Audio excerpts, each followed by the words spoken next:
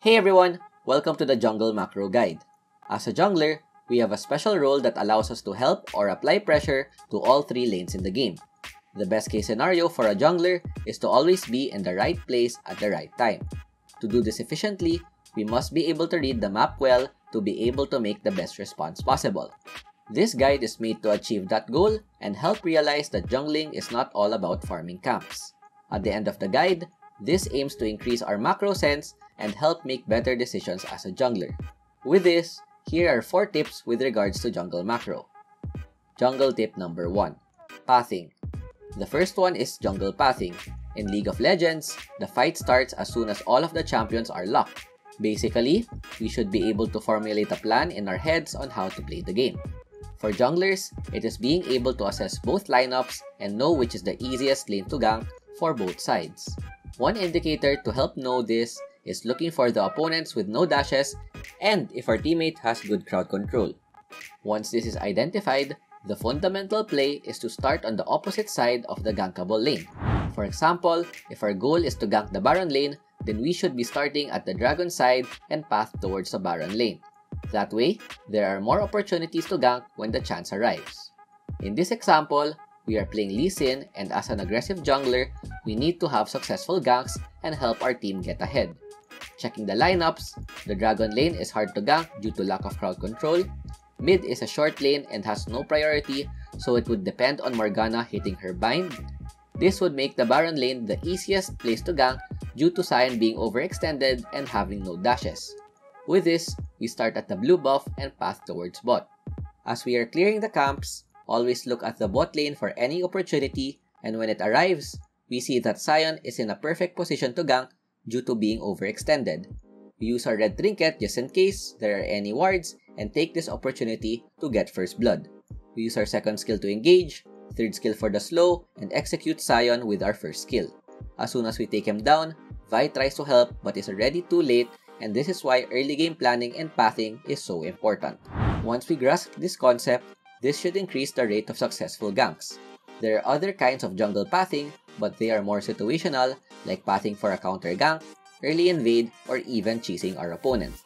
This will all be tackled separately since they are not commonly used.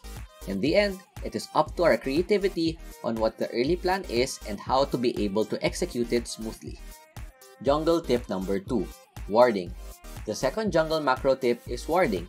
As a jungler, we are specialized to roam around the map, which gives us access to provide our team with vision and also deny it from the opposing team. Warding starts at level 1, and the fundamental that junglers do at the start is to immediately switch to the control trinket on spawn, ward on the opposite side of where we want to start, then recall and switch it again to the red trinket. This way, we can provide vision for our team early and know if the opposing jungler has any plans on invading our buffs. After clearing our camps, the red trinket would be available, and this is the perfect timing to check and remove any enemy vision in time for our ganks. When it comes to the mid game, the default trinket that junglers use is the red trinket. The reason why is because it removes enemy vision and guarantees that our ganks are not seen and gives us better objective control. The best case to use the yellow trinket is when our team is behind, and if we need to prioritize vision for our team, this is also used to provide vision on the Baron buff to know if they are starting the objective and get a possible steal. For the control trinket, switch to this when no one on your team has it and use this to take control over the objective area. A control trinket guarantees that there are no wards at the Dragon or Baron, making it easier to start or bait. It also gives free rewards whenever the opponent places one at the objective, which the red trinket can only do once. Jungle tip number 3. Objectives. This brings us to our third tip, which is all about objectives. When the Dragon, Herald, or Baron is up, the jungle becomes the most important role since it is our job to secure these objectives. Once a jungler is down, it makes it way easier for the team with a jungler to get the objective. With this knowledge, we should play smart and avoid being caught out of position. One of the most common dilemmas that happens to a jungler is during the first objective when both the Dragon and Herald respond. A lot of people ask when to take Herald over Dragon or vice versa, or which is the better objective overall. Personally, in solo queue, I always prioritize Dragon over Herald, and contrary to what others say that Herald is always better.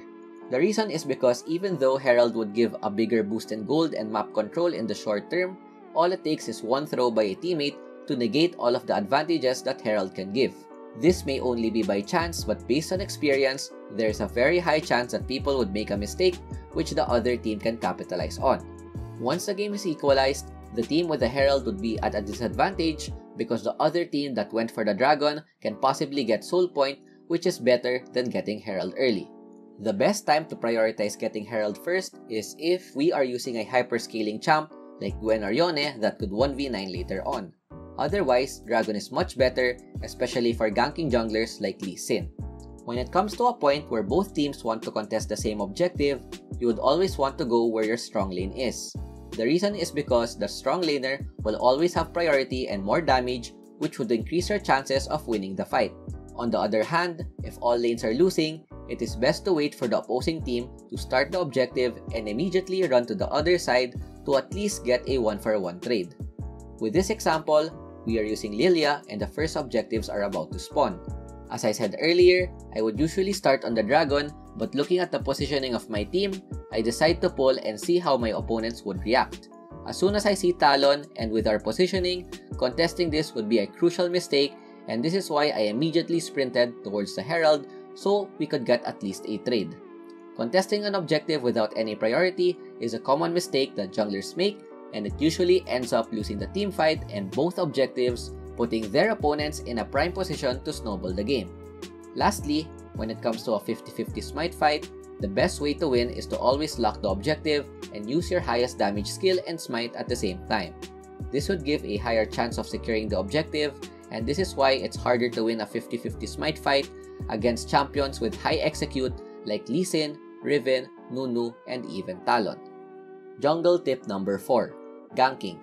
Next up is all about ganking. As I said earlier, the best lanes to gank are those that have no dashes in their kit. Aside from this, another way to determine if a lane is gankable is if they are overextended. This means that they are far away from their tower, which makes them susceptible to ganks. This concept can be applied throughout the whole game, especially once the tier 1 towers are down. If none of the opponents are overextended, the next criteria is to look at their HP bars. If there is a lane with low HP, and even though they are playing safe, they are still susceptible to ganks. This is where a tower dive would come into play, where ideally, we would want to burst the opponent as fast as possible and run out once we get the tower aggro. Tower diving is a bit risky since there's a chance to get outplayed, but the reward is big because not only do we get a kill, we also deny the wave and get possible plates as well. Practicing tower dives may be challenging at first, but once mastered, this would pay off massively. In the end, ganking is one of the most important concepts to master as a jungler. Being good at this can either help snowball the game to an easy win or even get comebacks when put behind. The reason for this is because a pick-off, especially in the late game, can translate to an easy objective since it's gonna be 4v5. This is applicable to all junglers, and even though we are using a scaling jungler like Master Yi or Shyvana, there will always be opportunities for us to gank, especially when it comes to ranked games. These are the 4 tips to help improve our jungle macro. Once mastered, this will help in becoming a better jungler. There are other tips that can be given, but these are the 4 most important ones.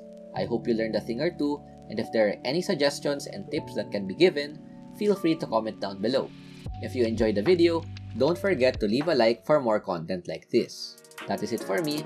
Thanks for watching and peace out. Ciao ciao.